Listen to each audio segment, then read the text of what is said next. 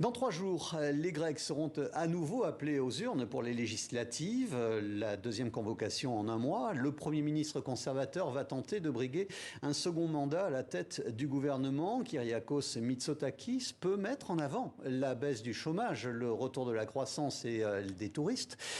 Plus de capitaux en provenance de l'étranger également, mais la vie est toujours chère pour les Grecs et les salaires toujours bas. Philippa Chazistavro, vous êtes chercheur, politologue à Athènes.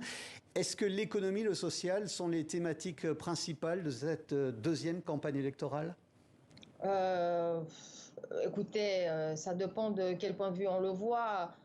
En réalité, cette deuxième campagne, elle est plutôt axée sur la compétition, on va dire, de communication politique des partis. Il n'y a pas vraiment un agenda sur les vrais sujets qui inquiètent et qui concernent la société grecque. Elle est courte en plus, et c'est plus le fait qu'on a des nouveaux partis, ce qu'on appelle des flash parties, des partis qui apparaissent comme ça soudainement, dont on ne connaissait pas leur existence, et qui très probablement vont entrer dans le Parlement grec. Et du coup, plutôt les discussions tournent autour de ça, quoi. C'est-à-dire, est-ce qu'on aura 7 ou 8 partis dans le Parlement? Qu'est-ce que ça veut dire ça par rapport à l'hégémonie probable de la droite grecque, de Nouvelle Démocratie? Voilà, comment le jeu politique va se mettre en place juste après les élections. C'est plutôt ça dont on parle, et pas des vrais sujets. La seule question qui concerne vraiment les Grecs, c'est la question du tourisme. Effectivement, c'est une question qui est revenue très récemment sur la place publique, parce qu'en fait, il y a quand même un problème. Il n'y a pas beaucoup de touristes actuellement en Grèce. Il y a même pas mal des personnes qui ont décidé de ne pas venir, bien qu'ils avaient réservé, qu'ils ont annulé leur réservation. On est quand même un système de ce qu'on appelle le système économique de monoculture. Hein. On vise sur l'industrie du tourisme trop pour pouvoir faire des entrées fiscales, pour avoir un peu de croissance, etc. Dans le pays. Et est-ce que le drame du naufrage la semaine dernière de ce chalutier rempli de migrants est entré dans la campagne électorale? Autrement dit, est-ce que l'immigration est un sujet?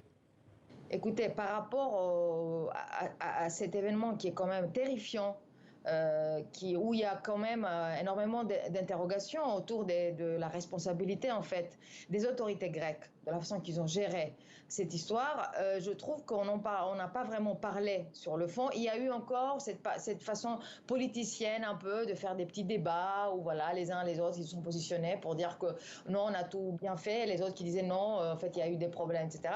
Mais en réalité, je trouve que non, ça n'a pas d'écho dans la société. Même ce qui est très, très, très troublant, c'est que des Grecs qui vivent dans la région où ça a eu lieu, le naufrage, ils ne sont même pas au courant.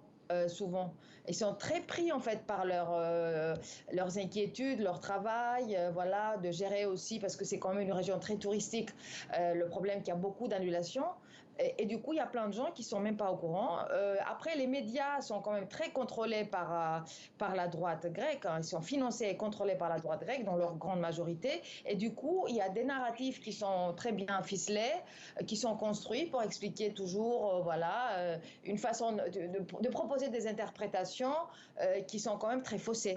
Et du coup, on a vraiment un vrai souci pour mettre au centre de la discussion une question très, très importante, le fait que la Grèce, depuis très longtemps, elle est montrée du doigt parce que ces pratiques, en ce qui concerne les flux migratoires et les réfugiés, sont des pratiques quasi criminelles qui ont conduit à des milliers de morts.